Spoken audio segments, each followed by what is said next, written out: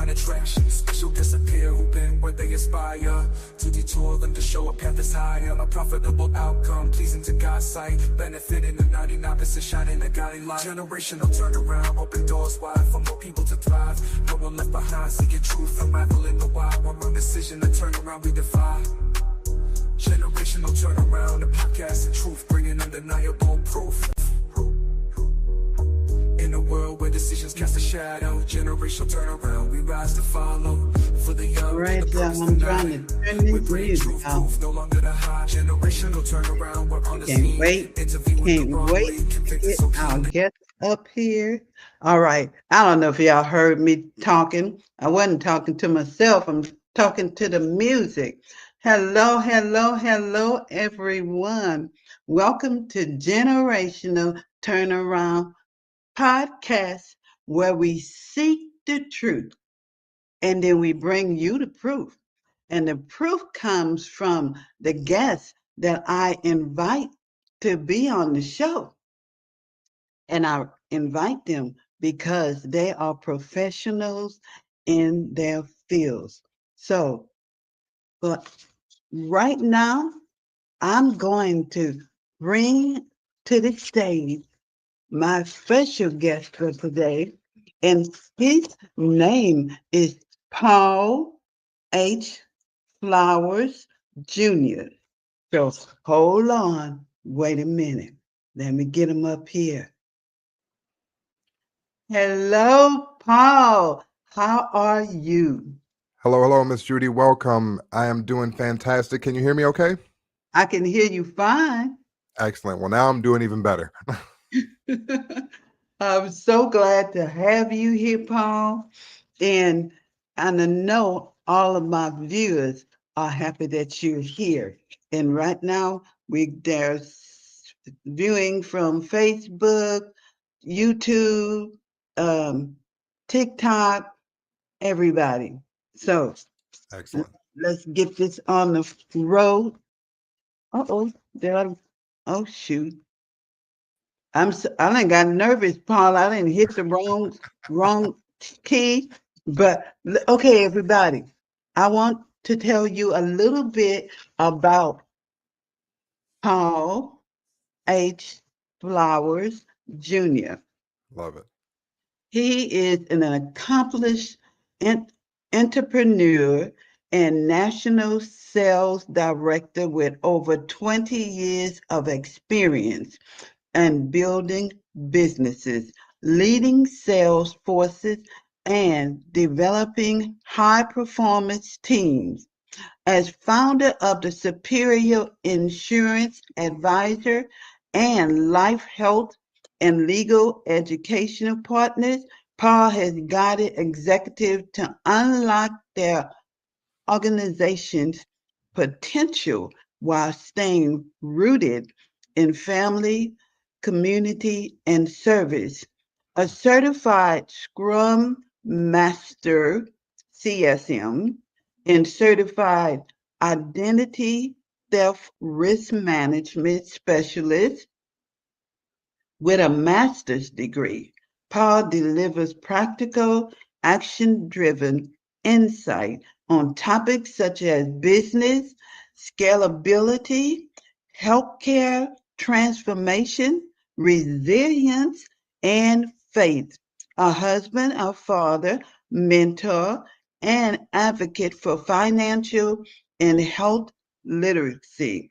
His mission is to inspire, educate, elevate every audience, igniting a renewed sense of purpose.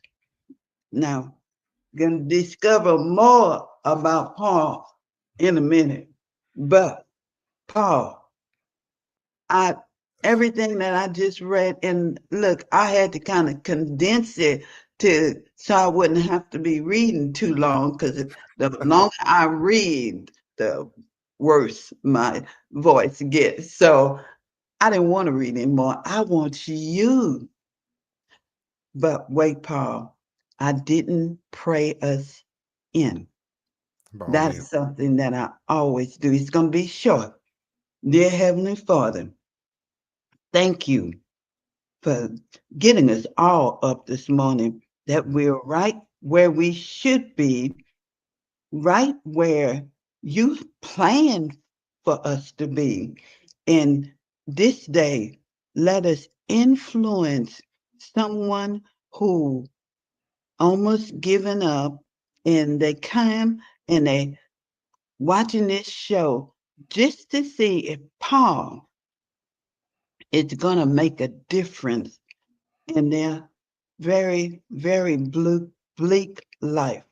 So we here to let them know that they can do all things if they just activate their faith and believe. In Jesus' name, amen. Some more to be. Yeah. Now, Paul, you got to fill in the blanks that I miss. And I know I missed quite a bit.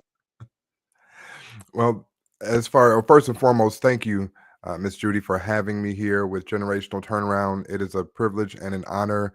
I saw the opportunity to come on board and share my life story and inspiration, as you shared, with the viewers all across the globe. And I absolutely wanted to block out the time to give that. And again, give as much as I can and as much time as you'll allow. So again, thank you for having me on. And the blanks,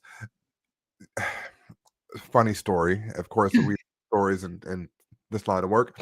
My mother used to take me to the barber shop and would let me sit there for some time, well before my appointment and sometimes well after.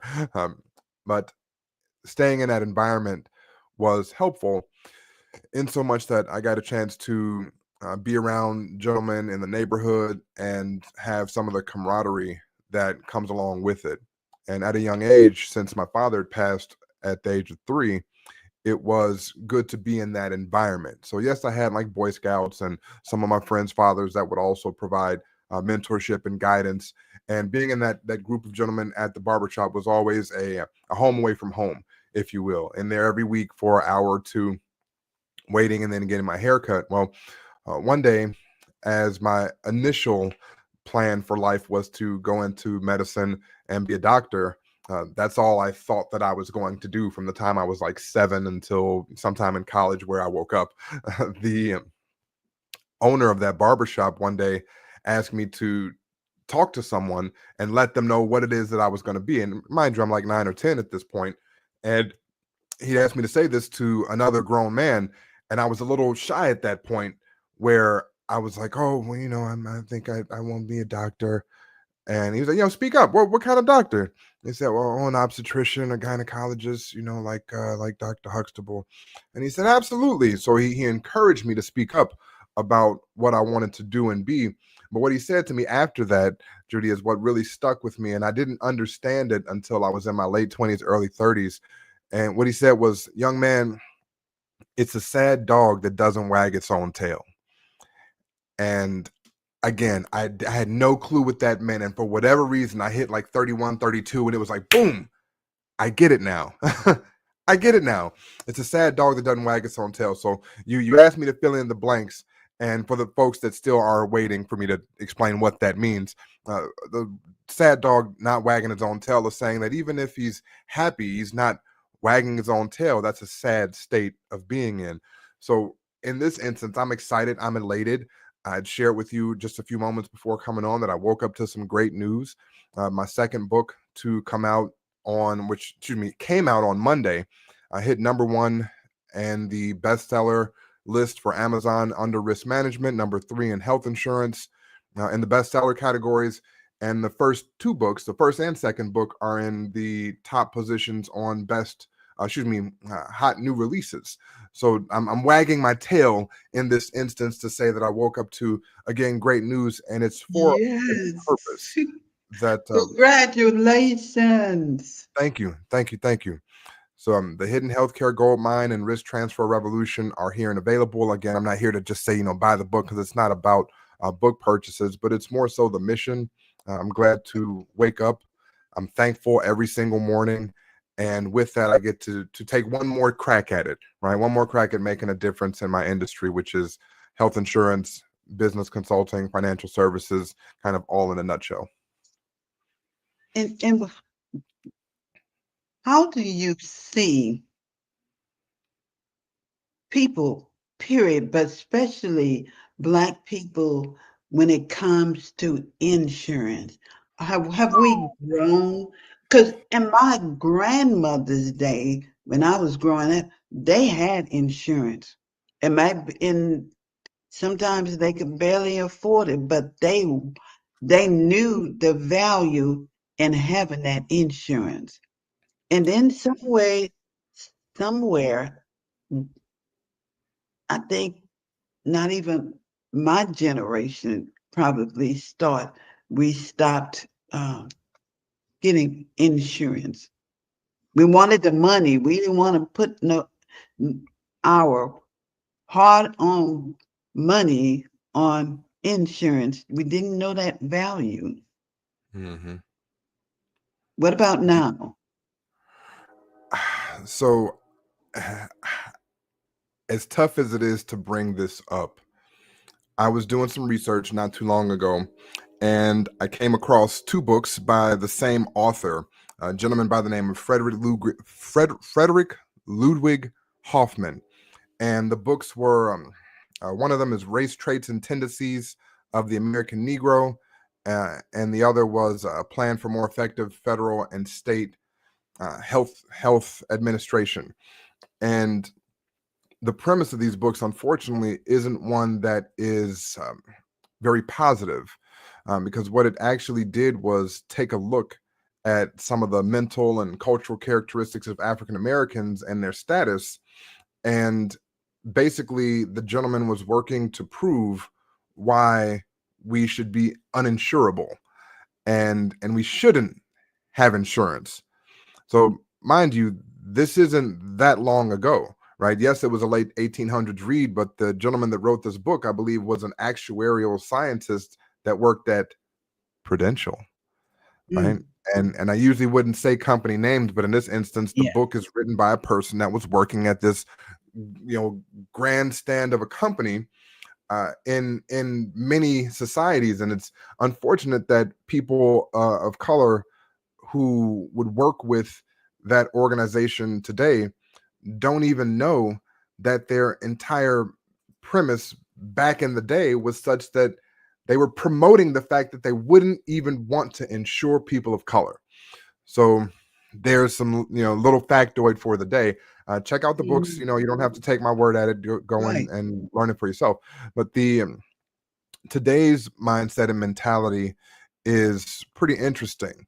We have companies like Primerica and PHP and World Financial Group and others out there that are essentially advocating for minorities to have insurance and to, more importantly, come into the insurance industry, which I'm all for. I'm 100% for.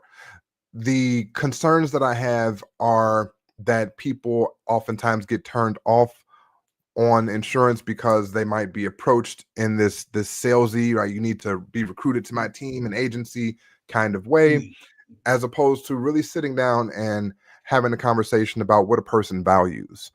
And what a mhm, person values and what's important to them is the only conversation that needs to be had when it comes to insurance. For instance, if you've got $50,000 in a just in case I die and need to have a funeral fund, then you might not need life insurance, right? So it's great to have if you don't have a responsibility for another human being, as one of my guests actually shared a little earlier on an episode. If you don't have responsibility for another human being and all of your affairs are in order and you've got a large cash reserve, you may not actually need life insurance.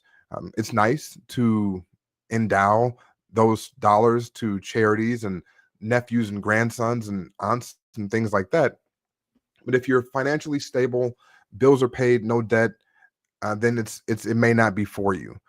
On the other hand, if you have children, if you have a spouse, if you're a caretaker for pets or parents, and you want to at least ensure that if and when, I'll say, that time comes for your transition, that not only are they not put in a burden for having to come up with X thousands of dollars. The average cremation is anywhere between 800-900 on the super low side, but typically between $2,000 to $4,000. And that's just to burn you up and put you in the box, right? And then going into the funerals can be as lavish as $20,000, $30,000, $50,000 and beyond, right? Unless that's prepaid for, it puts a person in a financial burden. And especially our community, I see more GoFundMe pages than I particularly care for.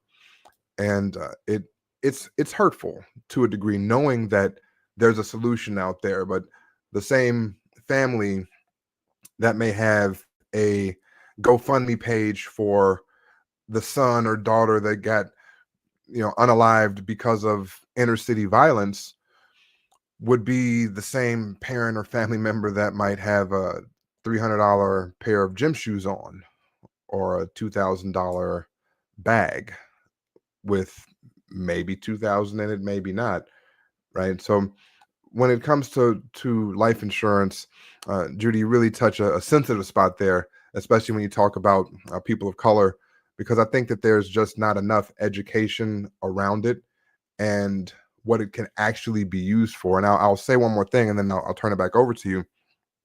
I used to teach people to get their life and health insurance licenses. I did this for well over 1,000 people.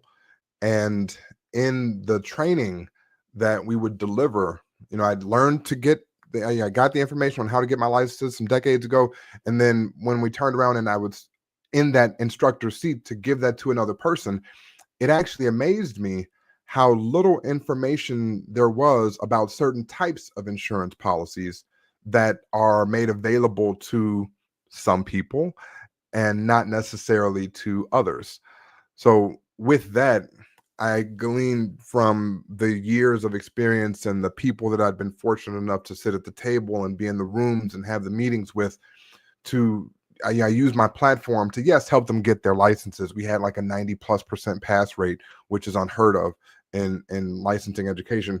And with that, I also showed them other ways that they could use their license, because quite frankly, that type of information from the start of the industry is oftentimes kept and reserved for those that know, right? I'll just leave it at that, for those that know.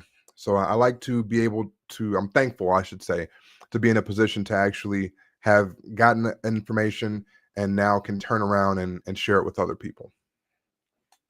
How hard was it for you to get in that field at the time that you got in there? So, interesting story. The introduction to insurance was a little bit different for me. I started in 2005 with prepaid legal services. And people might hear prepaid legal, that insurance? Well, actually, yes.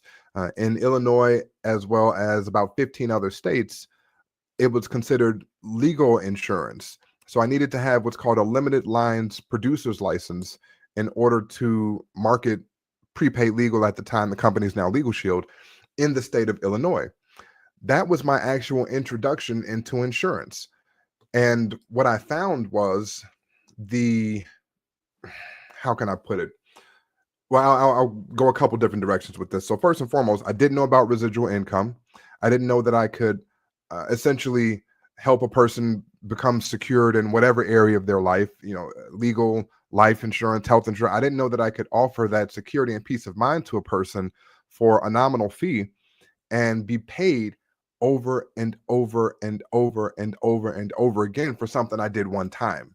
So that to me was right, mind blowing. They didn't teach me that in school. They didn't teach me that in my undergrad degree in biological sciences. Heck, they didn't even teach me that in my master's degree. So that was eye-opening to me. And then fast forward into the life and health insurance side, the process was relatively simple. It's a 2-day class for life insurance and health insurance. I'd recommend anybody that gets one to get the other. You can do just life, you can do just health, but it just makes sense to get them both. And after the 20-hour class, which again, 2 days in class, roughly 7.5, 8 hours a day, and then your self-study, I studied for about 3 days and then went to take the tests. And all in, from an investment standpoint, so we're talking about barrier to entry, I think currently a course for life and health insurance ranges somewhere between $100 to $200. The test itself, I think between 100 to 150, and then you have to actually pay for the license, which I believe is about $250. And I think that's in Illinois. It ranges depending on where you are throughout the country. So we'll say for all in less than $500, you can start a career in a field that literally with one policy sold can earn you 2, 3, 4, 5, 6 times your initial investment from one policy sold. So barrier to entry for my legal expense insurance was like $50 for that limited lines producer's license. Didn't have to take a test, but we did have to go through the background checks and all that. Coming into the life and health side, a little bit higher, and again, very rewarding in terms of what we're able to recoup, if we look at it as an expense, and more importantly, how we're able to help serve and educate and really protect the people that we care about most. Wow. Now, I've got to ask, you have a master degree, right? Correct. In what? So the master's degree is from Oklahoma State University. They were one of the few colleges in the country that had a program specifically for entrepreneurship. So most people will go and get an MBA, which is great, and they'll end up being hired at someone else's company, typically to run someone else's business. That Right. wasn't necessarily the route that I wanted. I wanted to own the business, to be the business for all intents and purposes, and create from within and bring it out. For that, I did some research and found out that there were programs specifically for entrepreneurship.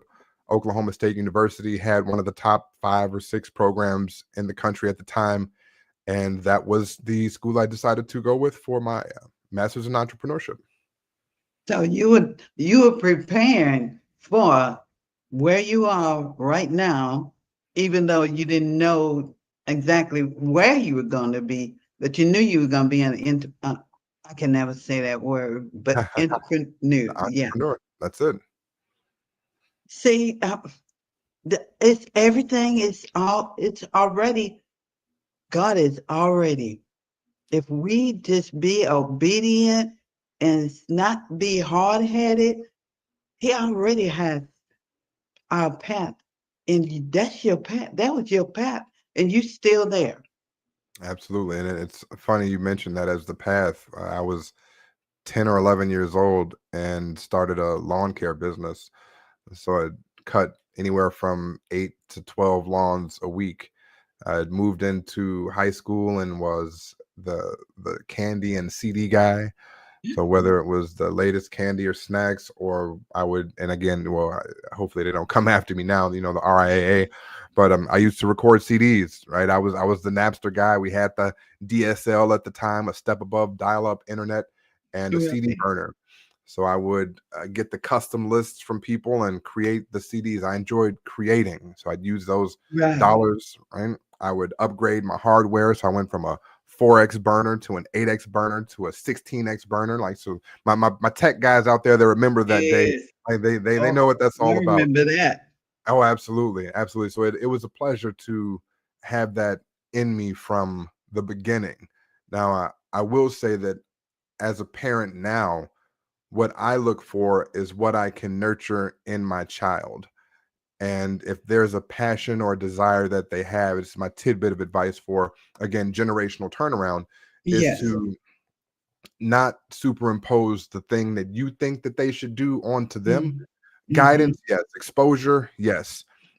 And it doesn't necessarily benefit the person to say, this is what you're going to be, and do that, Mhm.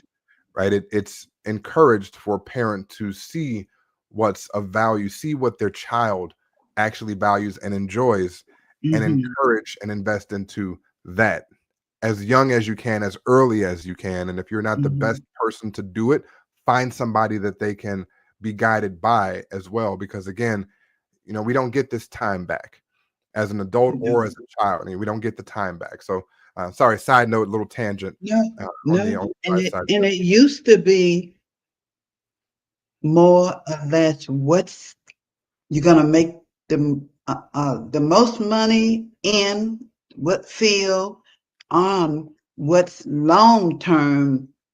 And so it had nothing to do with what you desired to be or what you had, uh, a desire and wanted to do.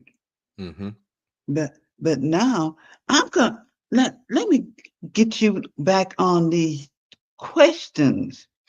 In a Sure. world flooded with information, why do you believe financial and healthcare literacy remains the next major civil rights battle for families? And how can parents start those conversations at home today? And this has to do with generational turnaround because we believe that there got to be some bridging the gap between the parents and the young people. And I spent a lot of time at TikTok, and that was the number one problem is that's not what I want to do. Mm-hmm. But my mom, my dad, they want me to get in this field because it's a field that's gonna always need people. That's Hmm. yeah. It's you go in that field because they're gonna always need people there. It had nothing to do with your desire. Mm-hmm. And you were just speaking on this. So, what do you say? Oh, that's again a great question. So I'll answer a few points that you just brought up, starting with the latter, where yes, there are industries where people will always be needed, and that doesn't necessarily mean that it's for your child. Okay. Yes. And so again, my mom wanted me to be a doctor, and that's fantastic, right? It very well would have benefited me. So shout out, mom. Yes, it would be great to have MD as a son, and I can be the great Dr. Huxtable. But what was passionate for me, what the passions were for me, were things like psychology and marketing. I always enjoyed people, and I always enjoyed money.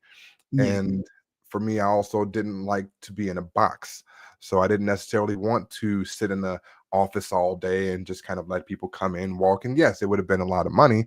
And there's also a lot of medical malpractice insurance. So, with certain fields, you got to take the wins with the losses. And I get that. Yeah.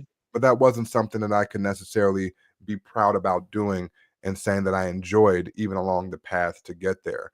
So, in terms of the financial and healthcare literacy portion, why that's going to be the next major battle, civil rights battle is what you asked for families, is that there's a big dividing ground between those that know what to do and those that don't. There's a chasm, if you will, almost as big as the Grand Canyon. And I'll say that in order to get across it, somebody needs to build a bridge. Now, it doesn't have to be a straight through. We can actually make pathways through it. But in order to get to the other side, there needs to be someone to lead the charge as far as sharing information. And though TikTok is a great resource for some, I'm glad that there are individuals on there, again, like myself, that are passionate about sharing information. And you can get on TikTok at no cost. Now, with that, you do also want to make sure you do your own research, because Yeah. everything that's put out by everyone isn't Yeah. necessarily to be taken as gold. But it makes a difference when that access is there from a social media standpoint, but more importantly, to your question, at home.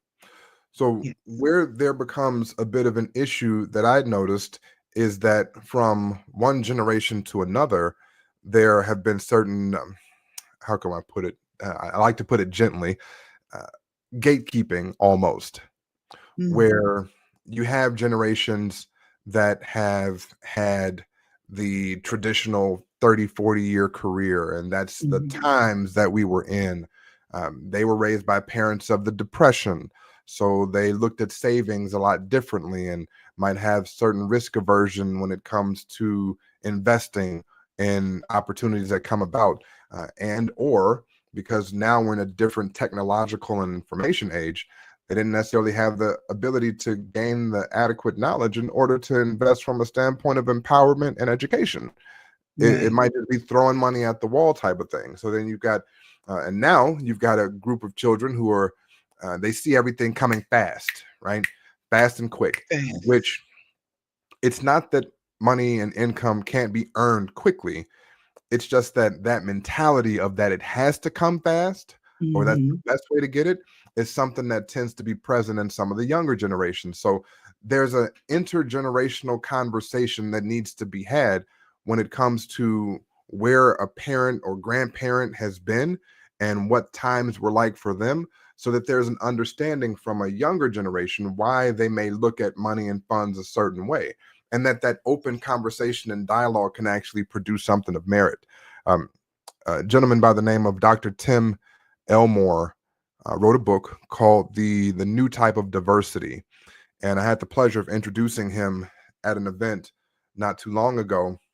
And in his book, there's a big graph, a big chart that literally goes through each of the generations, right? The silent generation, the boomer generation, the X, Y, IY, Z, alpha, and it lists several characteristics of each one of the generations. And one of them is how they look at money, right? There's how you look at authority, how you look at work and work ethic, but then there's also how you look at money.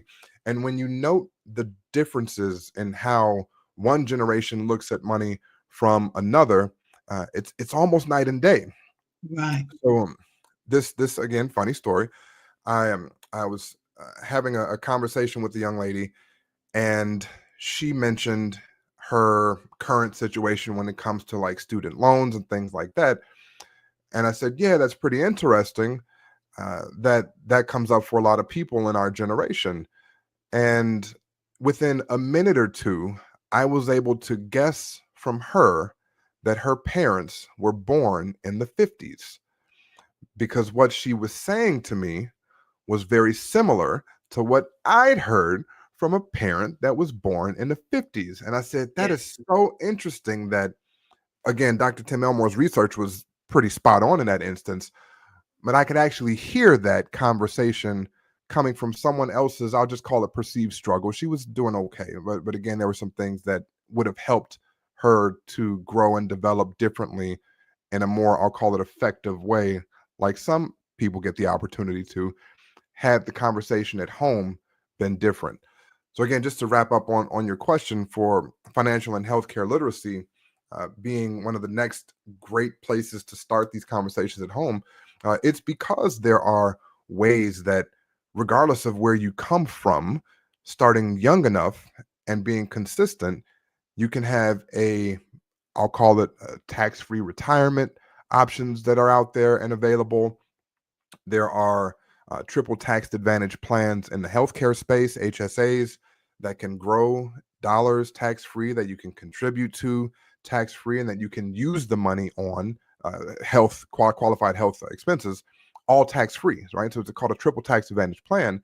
And because most of us plan on living into a nice, ripe age, for whatever the Medicare or healthcare system looks like for people over the age of 65 at that time, at least there'll be an account with dollars in it.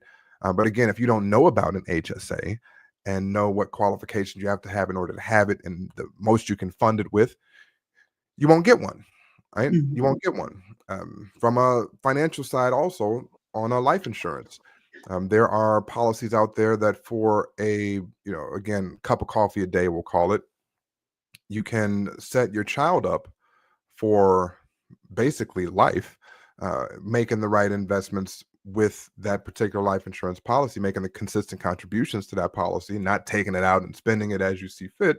Uh, but when your child is in their 20s, and 30s, they can use that for down payments on cars and things of that nature, for homes or investing in a business, and it can be done tax free.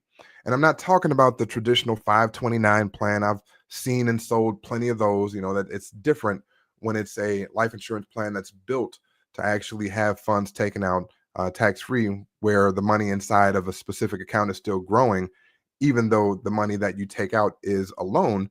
There's still what's called positive arbitrage. So there's still a growth that happens for the money that's left in the account. right? Things like that aren't really discussed at home because they aren't really discussed at work, because they aren't really discussed at school. And where does one go when they're working 9 to 5 as a software engineer or whatever the profession is? Where do they go to get that information? Who says it's even important, right? So That's it. in order for these conversations to happen at home, there would need to be a paradigm shift at the highest levels, and in our country that typically revolves around government, that not necessarily mandates but heavily influences and incentivizes for these conversations to be placed inside of the school system, for these conversations to be placed inside of the system of work, right? The person's 9 to 5, so that we can actually begin to learn about them and make them of more importance than on a proactive note than on a reactive note, which is typically what we see today. Well, and I'm thinking about, as you were talking, I was thinking about webinars and master classes, but at the school, at at least a hi- high school, at least a high school Mhm. requirement. There anything like, because once you start talking about money, the money part of it, and what you can actually do with a policy Mhm. after so many years, or however it works, I think that young people would be interested in that. Absolutely. So Absolutely. have you been asked to go to a school? So you're peeking beneath something that is literally in development as we speak. So as I mentioned, I've got a couple of books that are out, and I actually just sent I won't say last two, but the first book that's on healthcare and all that stuff is part of a 3-part series. The first two are out, the third one's coming, and the fourth book that was sent over for final editing and production is called the 12 Skills That Pay Forever. And so with that, it's something that can be used as a tool in schools, in the home, that are more so not just financially based, but character based, so that you can actually begin to pay yourself whatever you feel you're worth as you continue to grow and learn to master these skills throughout life. More directly, though, to answer your question, when it comes to the school systems, I did come from an educational background also, meaning that I've taught in Chicago public schools as a substitute teacher. I was in AmeriCorps teaching pull-out students in 4th and 5th grade in Carbondale. Uh, and I'd actually also did a professor, adjunct professor role at Loyola University here in the Chicagoland area, having taught the pre-college summer scholars program with the course that I developed from scratch on leadership and entrepreneurship. Now, do I see it regularly outside of the things that I've been able to personally contribute into that space? No. Uh, is there a huge need for it? Absolutely.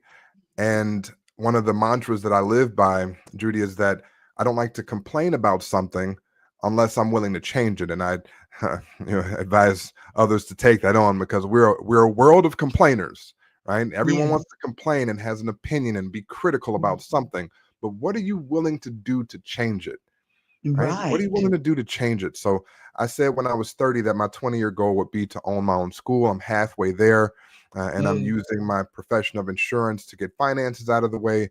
Goal of being retired in the next 5 years, and then using that subsequent 5 years to go back to school for my doctorate, and again start the framework for my own school.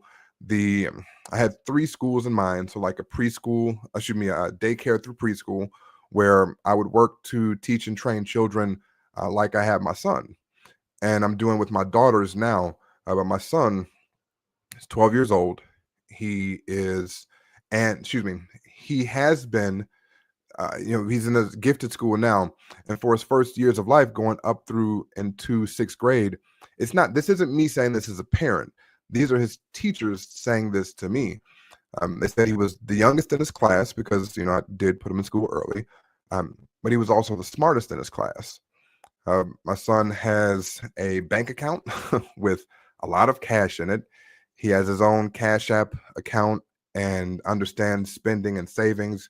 He's got a few $100s in the bank in cash, a few $100s in his checking in his Cash App account that he's saving.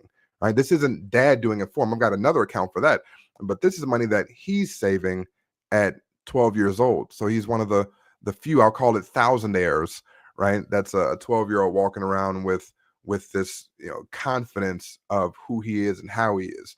So I'm essentially would like to take the model.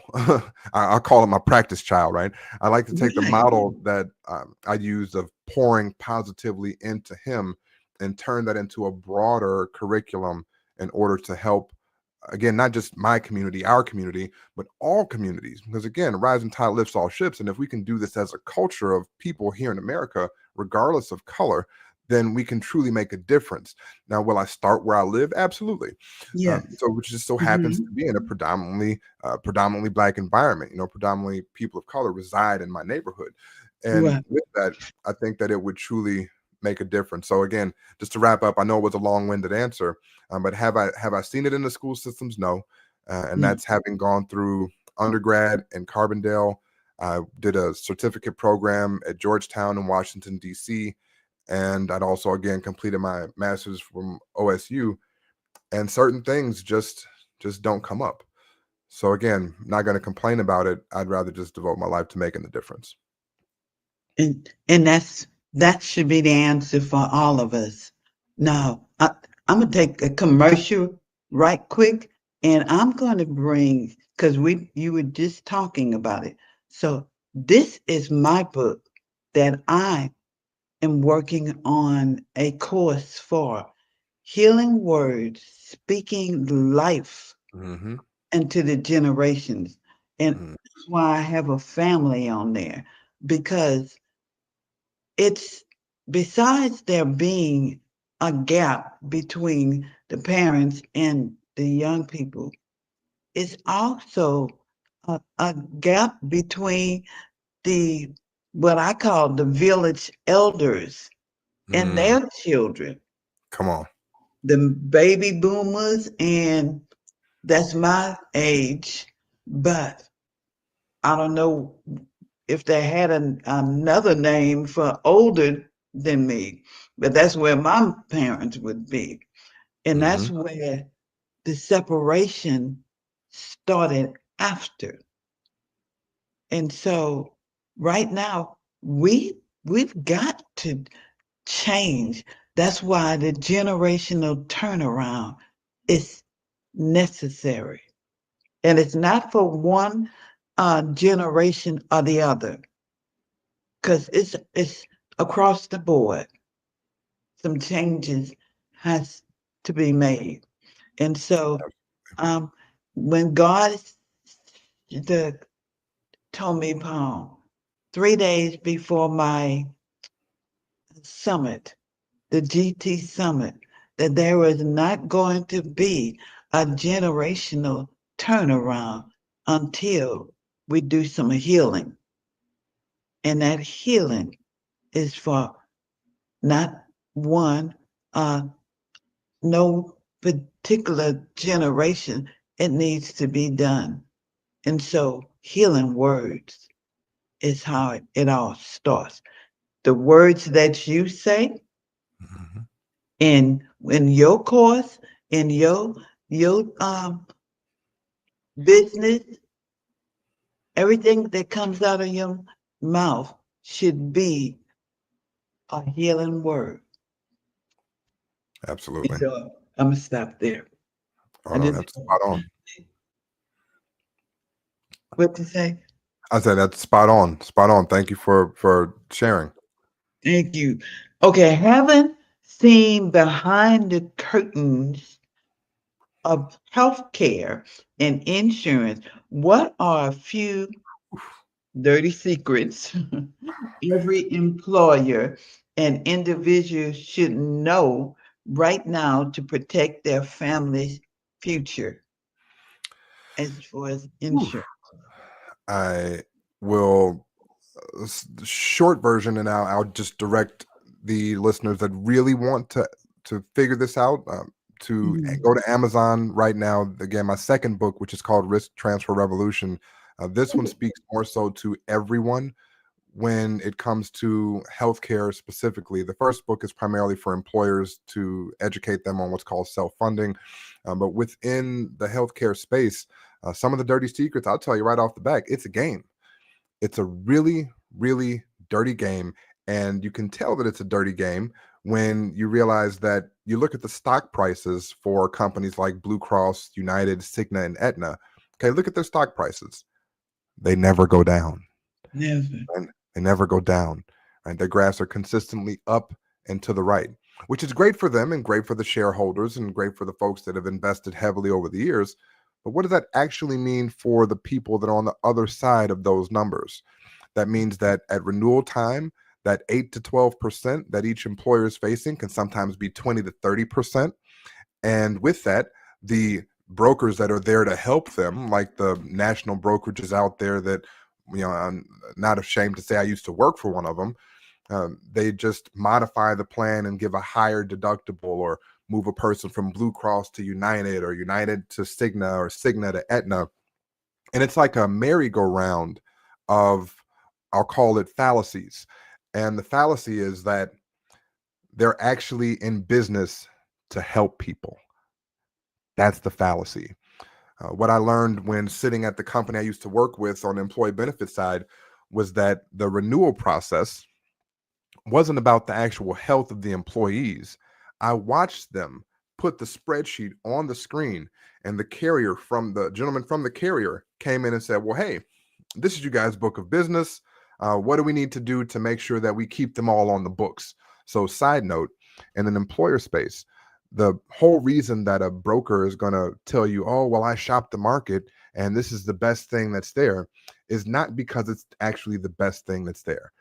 If they work for Willis Towers Watson or USI or Aon or Gallagher or Lockton, no offense, guys, but this is just what I've seen from experience, is they have large contracts. And I actually have that's funny, I didn't plan on this, but it's right here.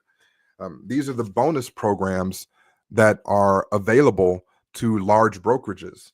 And what happens is there are overrides, there's retention bonuses. It's all here. It's literally all in black and white, right? There are retention bonuses. So if you keep 98%, right, it goes up a certain amount. For a pharmacy, there's pharmacy bonuses, right? And you get $2 per script that's filled. And the employer doesn't know about these bonuses that are there in the back end. The employee has no clue either. But unfortunately, with that ignorance comes somebody shedding light on it at some point, and you end up having the lawsuit like the Johnson & Johnson lawsuit now, where there's a ability for the employer to really actually evaluate the options that are available and find out, as the fiduciary, meaning as the person that's financially responsible for taking care of that employee's healthcare plan, and they can find better options. But again, when the broker, who's maybe the HR person's brother or the CEO's nephew, right, is in there and they've been there for 5 years and they wouldn't do me wrong, well, guess again, they're getting a part of those bonuses. Yeah. They're getting a part of that retention bonus, or the company is. And the company, like the one I used to work for, if you have stock in the company, well, it behooves you to make sure that they're getting those back end retention bonuses, because that makes your stock higher. So there's stock you see and there's stock you don't see. And that's one of the biggest dirty secrets. In fact, I was just on a sales summit in January with Next Gen Benefits, which is a mastermind group that I'm a part of that actually looks to make a difference in this space. I had the pleasure of being with a gentleman named Terry Shook. Terry Shook was a 20-year executive with Blue Cross Blue Shield. And now I just realized I tangented off my other story, which I'll wrap up in a sec.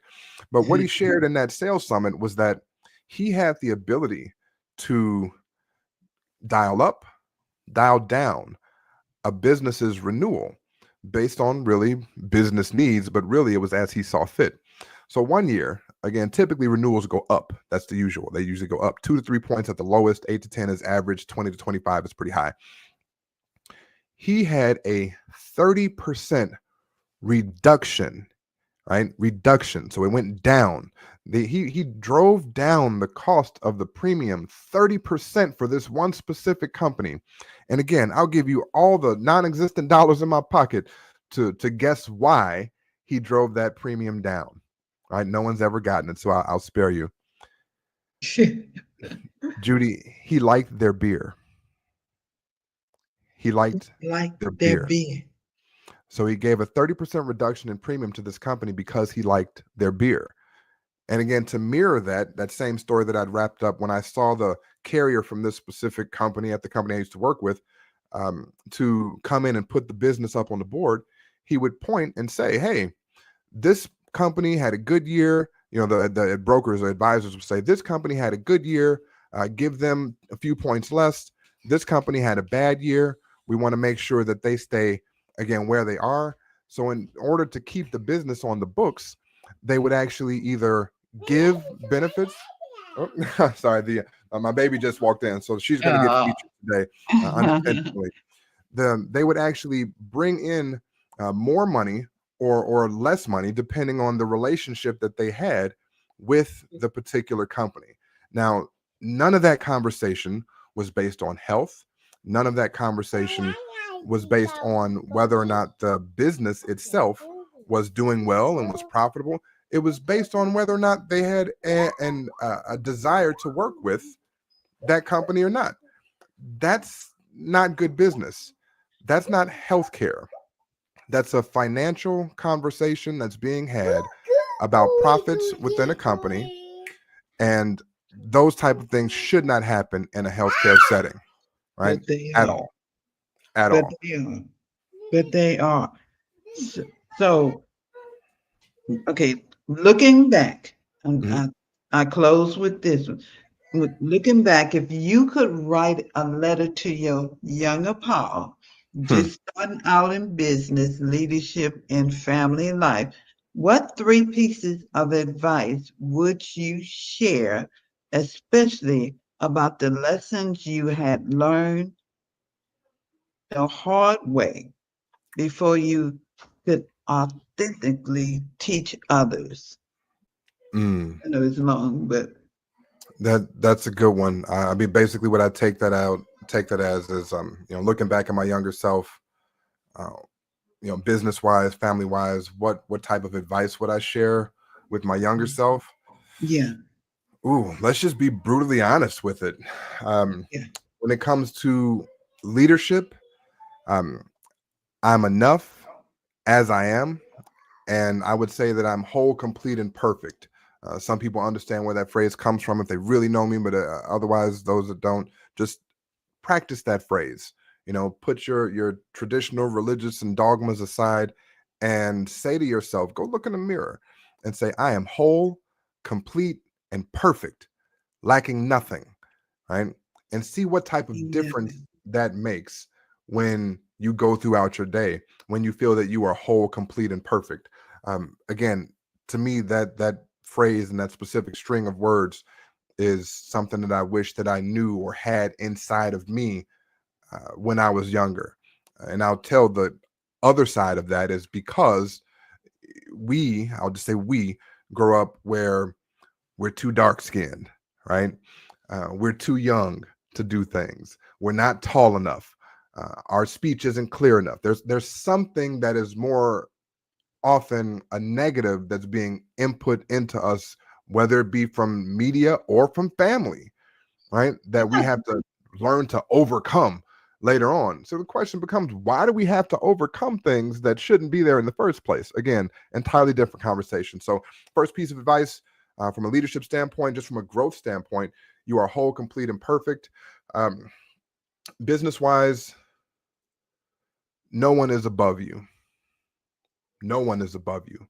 And what I mean by that is I don't care if you're the CEO of a company, you are still a human being. You still bleed red. You still, if you are able-bodied, put your pants on one leg at a time, right? No one is above you.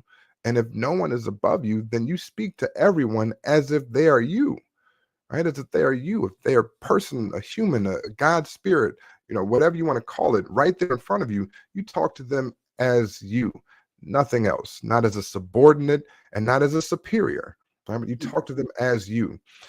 Third piece of advice. Ooh, let's see. You said business, leadership, family life. This is you know what? I'll remove the gender from it. Take your time. Take your time.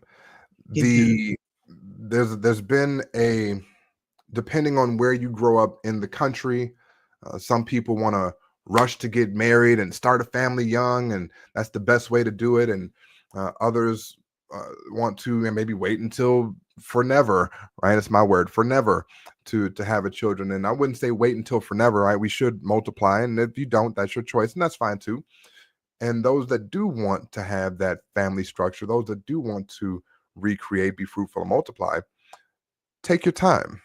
My honest advice would be to make sure that the person that you are first is healed from any of your previous trauma, that you're not still walking around with generations of weight on your shoulders and traumatic scars from abusive parents and bad relationships in the past and all these sorts of things that we carry into, not from our past, but we make them our present and put them in our future.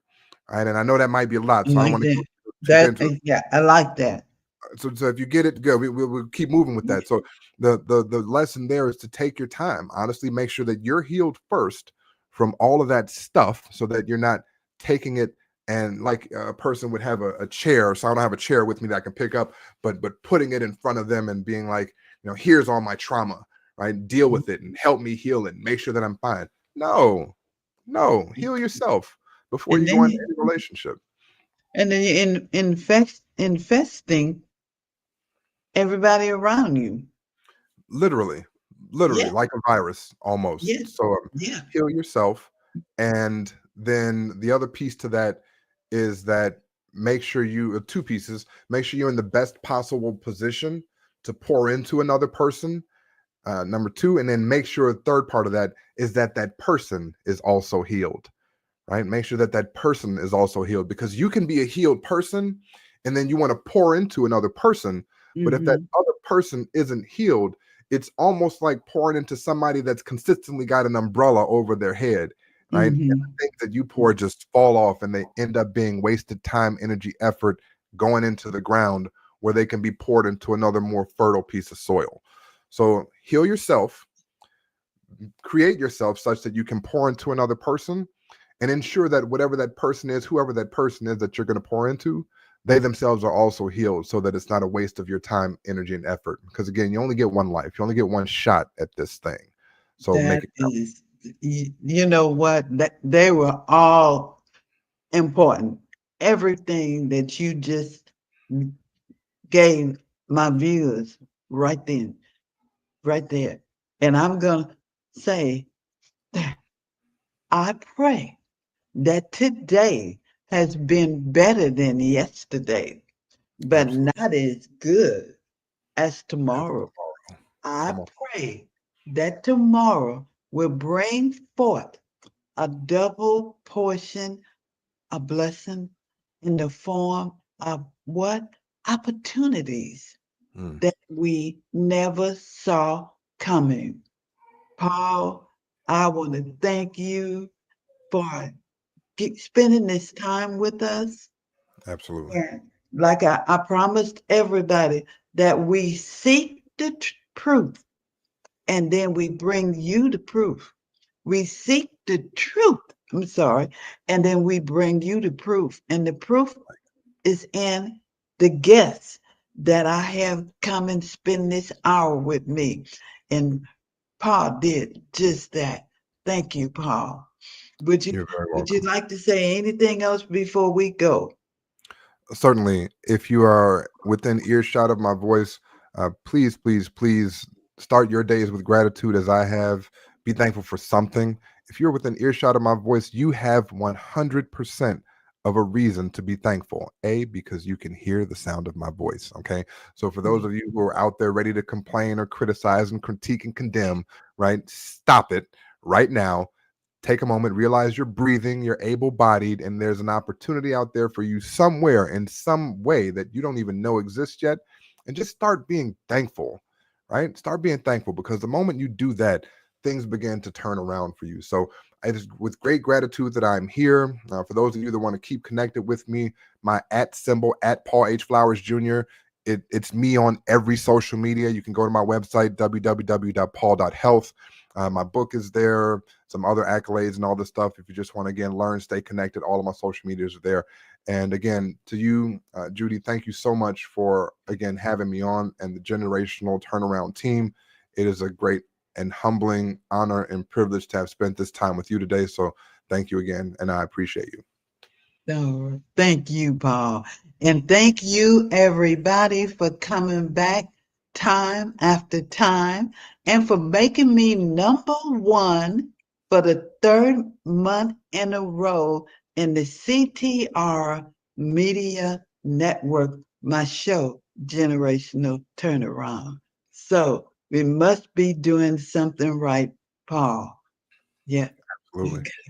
And I'll see you all Sunday at 7 o'clock with the Generational Turnaround show.